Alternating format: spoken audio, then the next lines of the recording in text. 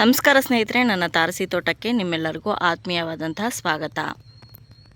ಇವಾಗ ನೀವು ನೋಡ್ತಾ ಇರೋದು ಕಣಗ್ಲೆ ಹೂವಿನ ಗಿಡ. ಇದರಲ್ಲಿ ತುಂಬ ಚೆನ್ನಾಗಿ ಹೂಗಳು ಬಿಟ್ಟಿದೆ.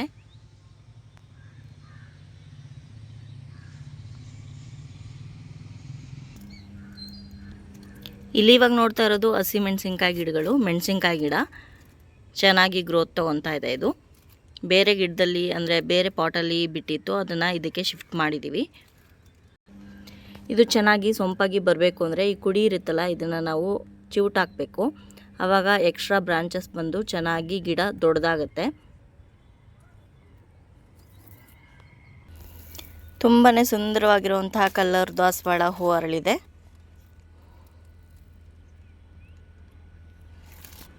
ಇದು 2 ದಿನ ಆದರೂ ಹಾಗೆ ಇರುತ್ತೆ, ಬಾಡ್ಕೊಳ್ಳೋದಿಲ್ಲ ಬೇಗ. ಇಲ್ಲೊಂದು ರೆಡ್ ಕಲರ್ ನಾಟಿ ದಾಸವಾಳ ಅರಳಿದೆ. ಇದು ಡಬಲ್ ಪೆಟಲ್ ದಾಸವಾಳ. ಇದು ಬೇಗನೆ ಬಾಡ್ಕೊಂಡ್ಬಿಡುತ್ತೆ, ಒಂದೇ ದಿನ ಇರೋದು. ಎಲ್ಲ ಪಾಟಲ್ಲೂ ಕನಕಾಂಬರ ಹೂವಿನ ಬೀಜಗಳು ಸಿಡಿದು ಹೊಸದಾಗಿ ಎಲ್ಲ ಸಸಿಗಳು ಹುಟ್ಟಿದೆ. ಬೇರೆ ಕಡೆಗೆ ಇವನ್ನ ಶಿಫ್ಟ್ ಮಾಡಬೇಕು. ಇಲ್ಲಂತೂ ನೋಡಿ ಎಷ್ಟೊಂದು ಸಸಿಗಳು ಹುಟ್ಟಿದೆ, ಸಿಕ್ಕಾಪಟ್ಟೆ ಸಸಿಗಳು ಹುಟ್ಟಿದೆ. ಇದ್ರ ಪಕ್ಕನೇ ದೊಡ್ಡದಾಗಿರೋವಂಥ ಕನಕಾಂಬರ ಗಿಡ ಇದೆ. ಅದರಿಂದ ಸಿಡ್ದಿರೋಂಥ ಬೀಜಗಳೆಲ್ಲ ಇಲ್ಲಿ ಉಟ್ಕೊಂಡಿದೆ. ಇದನ್ನೆಲ್ಲ ಬೇರೆದಕ್ಕೆ ಶಿಫ್ಟ್ ಮಾಡಬೇಕು ಅಥವಾ ಕಿತ್ತು ಬಿಸಾಕಬೇಕು. ಇನ್ನೇನು ಮಾಡೋಕ್ಕಾಗಲ್ಲ, ಯಾಕಂದರೆ ಇಷ್ಟನ್ನೆಲ್ಲ ಬಿಟ್ಟರೆ ಬೇರೆ ಗಿಡಗಳು ರೂಢಿಸೋದಿಲ್ಲ. ಇದರಲ್ಲಿ ನಾನು ಬದನೆ ಗಿಡ ಹಾಕಿದ್ದೀನಿ, ದೊಡ್ಡದಾಗ್ತಾ ಇದೆ. ನಾನೇನು ಕನಕಾಂಬರ ಸಸಿಗಳನ್ನ ಇದರಲ್ಲೇ ಬಿಟ್ಟರೆ ಈ 2 ಗಿಡಗಳು ಅಷ್ಟೊಂದು ಚೆನ್ನಾಗಿ ರೂಢಿಸೋದಿಲ್ಲ. ಇಲ್ಲಿರೋ ಬದನೆ ಗಿಡಗಳಂತೂ ಸಿಕ್ಕಾಪಟ್ಟೆ ಚೆನ್ನಾಗಿ ಬರ್ತಾಯಿದೆ. ಗೊಬ್ಬರ ತುಂಬ ಚೆನ್ನಾಗಿತ್ತು ಅದರಲ್ಲಿ, ಹಾಗಾಗಿ ದೊಡ್ಡದಾಗಿ ಎಲೆ ಎಲ್ಲ ತುಂಬಾ ಹೆಲ್ದಿಯಾಗಿ ಬಂದಿದೆ. ಇನ್ನು ಈ ಬದನೆ ಗಿಡದಲ್ಲಿ ಹೂಗಳೆಲ್ಲ ಆಗಿತ್ತು, ಲಾಸ್ಟ್ ವಿಡಿಯೋದಲ್ಲಿ ತೋರಿಸಿದ್ದೆ. ಇವಾಗ ಕಾಯಿ ಆಗೋದಕ್ಕೂ ಕೂಡ ಶುರುವಾಗಿದೆ ನೋಡಿ. ಮೇ ಬಿ ನೆಕ್ಸ್ಟ್ ವ್ಲಾಗ್ ಅಷ್ಟರಲ್ಲಿ ಕಾಯಿ ಕೂಡ ಆಗಿರುತ್ತೆ.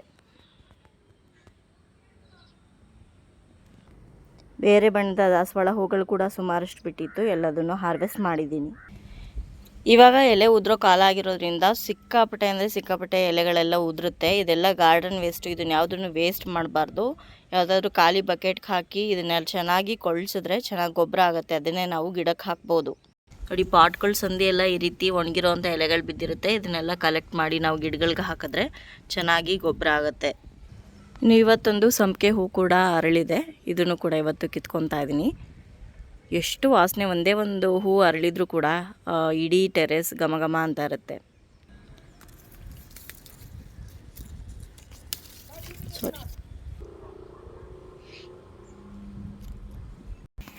ಇದು ಹುಳಿ ಬಸಳೆ ಗಿಡ. ಇವಾಗೆಲ್ಲ ಸ್ವಲ್ಪ ಬೀಜಗಳಾಗ್ತಾ ಇದೆ. ಇದೇ ಬೀಜನ ನಾವು ಕಲೆಕ್ಟ್ ಮಾಡಿ ಇಟ್ಕೊಂಡ್ರೆ ನೆಕ್ಸ್ಟ್ ವರ್ಷ ಕೂಡ ಹಾಕ್ಬೋದು. ಇನ್ನು ಮಾವಿನ ಗಿಡದಲ್ಲಿ ಮತ್ತೆ ಹೂವು ಆಗೋದಕ್ಕೆ ಶುರುವಾಗಿದೆ, ಕಾಣಿಸ್ತಾ ಇದೆಯಾ? ಲಾಸ್ಟ್ ಟೈಮ್ ಪೀಚ್ ಆಗಿತ್ತು, ಹೂವಾಗಿ, ಹಾಗೆ ಒಂದು ಸ್ವಲ್ಪ ದಪ್ಪನೂ ಕೂಡ ಆಗಿತ್ತು ಕಾಯಿ, ಮಾವಿನಕಾಯಿ. ಬಟ್ ಅದು ಕಚ್ಚಲಿಲ್ಲ. ಈ ಸಲ ನೋಡಬೇಕು, ಈ ಸಲ ಹೂ ಆಗಿದೆಯಲ್ಲ, ಇದರಲ್ಲಿ ಕಾಯಿ ಕಚ್ಚುತ್ತಾ ಇಲ್ವಾ ಅಂತ ನೋಡಬೇಕಾಗಿದೆ. ಸ್ವಲ್ಪ ಗೊಬ್ಬರ ಎಲ್ಲ ಹಾಕಬೇಕು ಈ ಟೈಮಲ್ಲಿ, ಹೂ ಆಗೋ ಟೈಮಲ್ಲಿ. ಚೆನ್ನಾಗಿ ಪೋಷಣೆ ಮಾಡಿದ್ರೆ ಅದಕ್ಕೂ ಕೂಡ ಸ್ವಲ್ಪ ತಾಕತ್ತು ಬಂದು ಚೆನ್ನಾಗಿ ಕಾಯಿ ಕಚ್ಬೋದು. ತುಂಬಾ ದೊಡ್ಡ ಪಾಟಲ್ಲಿ, ಅಂದರೆ ತುಂಬ ದೊಡ್ಡ ಡ್ರಮ್ಮಲ್ಲಿ ಹಾಕಿರೋದು ನಾವು.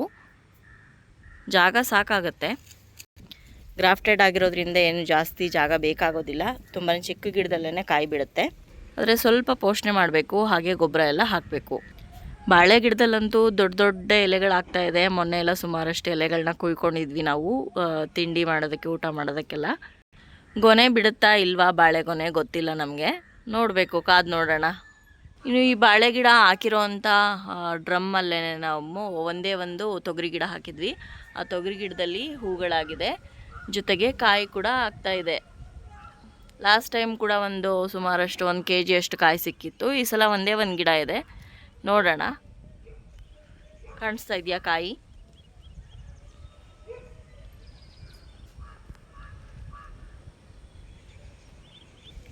ಸ್ವಲ್ಪ ನಿಂಬೆ ಗಿಡ ಡಲ್ ಆಗಿದೆ, ಯಾಕಂದರೆ ಇವಾಗ ಎಲೆ ಉದುರೋಂಥ ಕಾಲ. ಹಾಗೆ ನಿಂಬೆಕಾಯಿ ಸೈಜು ಕೂಡ ಸ್ವಲ್ಪ ಕಡಿಮೆ ಆಗಿದೆ, ಯಾಕಂದರೆ ಅದರ ಪೋಷಣೆ ಎಲ್ಲನೂ ಕೂಡ ಲಾಸ್ಟ್ ಟೈಮ್ 40 ಕಾಯಿಗಳು ಬಿಟ್ಟಿತ್ತಲ್ಲ, ಆವಾಗ ಖಾಲಿ ಆಗಿಬಿಟ್ಟಿದೆ. ಇವಾಗ ಹೊಸದಾಗಿ ಗೊಬ್ಬರ ಎಲ್ಲ ಕೊಡಬೇಕು, ಮತ್ತು ಆವಾಗ ಕಾಯಿ ಸೈಜು ದೊಡ್ಡದಾಗತ್ತೆ. ಇಲ್ಲೆಲ್ಲ ಸುಮಾರಷ್ಟು ಪೀಚ್ಗಳಿದೆ, ಅದೆಲ್ಲ ದೊಡ್ಡದಾಗಬೇಕು. ಇವಾಗ ಈ ಚಿಕ್ಕದಾಗಿರೋವಂಥ ನಿಂಬೆಕಾಯಿಗಳು ಹಾರ್ವೆಸ್ಟಿಗೆ ಇನ್ನೊಂದೆರಡು ದಿವಸದಲ್ಲಿ ಬರುತ್ತೆ. ಅದನ್ನು ಹಾರ್ವೆಸ್ಟ್ ಮಾಡಬೇಕು. ಅದನ್ನು ನೆಕ್ಸ್ಟ್ ವ್ಲಾಗಲ್ಲಿ ತೋರಿಸ್ತೀನಿ. ಕರ್ಬೇವಿನ ಗಿಡನೂ ಕೂಡ ಎಲೆ ಉದುರೋವಂಥ ಕಾಲ ಆಗಿರೋದ್ರಿಂದ ಸ್ವಲ್ಪ ಡಲ್ ಆಗಿಬಿಟ್ಟಿದೆ. ಏನು ಮಾಡಬೇಕೋ ಗೊತ್ತಿಲ್ಲ. ಇದನ್ನು ಮೋಸ್ಟ್ಲಿ ಕಟ್ ಮಾಡಬೇಕೋ ಏನೋ ನೋಡಬೇಕು. ದಾಳಿಂಬೆ ಗಿಡದಲ್ಲಿ ಹೂಗಳಾಗ್ತಾ ಇದೆ. ಲಾಸ್ಟ್ ಟೈಮ್ ತುಂಬಾ ದಾಳಿಂಬೆ ಹಣ್ಣುಗಳು ಸಿಕ್ಕಿತ್ತು. ಸೊ ಇದಾಗಿತ್ತು ನನ್ನ ಗಾರ್ಡನ್ನ ಹೊಸ ಅಪ್ಡೇಟ್ಗಳು. ಬೇರೆ ಯಾವುದಾದ್ರೂ ಅಪ್ಡೇಟ್ಗಳಿದ್ದರೆ ನೆಕ್ಸ್ಟ್ ವ್ಲಾಗಲ್ಲಿ ನಿಮ್ಮ ಜೊತೆ ಶೇರ್ ಮಾಡ್ಕೊಳ್ತೀನಿ. ಇವತ್ತಿನ ಈ ಗಾರ್ಡನಿಂಗ್ ವ್ಲಾಗ್ ನಿಮ್ಮೆಲ್ಲರಿಗೂ ಇಷ್ಟ ಆಗಿದೆ ಅಂತ ಭಾವಿಸ್ತೀನಿ. ಇಷ್ಟ ಆಗಿದ್ರೆ ಲೈಕ್ ಮಾಡಿ, ಬೇರೆಯವ್ರಿಗೂ ಕೂಡ ಶೇರ್ ಮಾಡಿ. ಹಾಗೆ ನಿಮ್ಮ ಅನಿಸಿಕೆ ಅಭಿಪ್ರಾಯವನ್ನು ಕಮೆಂಟ್ ಮೂಲಕ ತಿಳಿಸಿ. ಮತ್ತೊಂದು ಗಾರ್ಡನಿಂಗ್ ವ್ಲಾಗ್ ಜೊತೆಗೆ ನಿಮ್ಮನ್ನ ಭೇಟಿ ಆಗ್ತೀನಿ. ಅಲ್ಲಿಯವರೆಗೂ ಧನ್ಯವಾದಗಳು. ಗಿಡ ಮರ ಬೆಳೆಸಿ, ಪ್ರಕೃತಿಯನ್ನು ಉಳಿಸಿ. Happy gardening.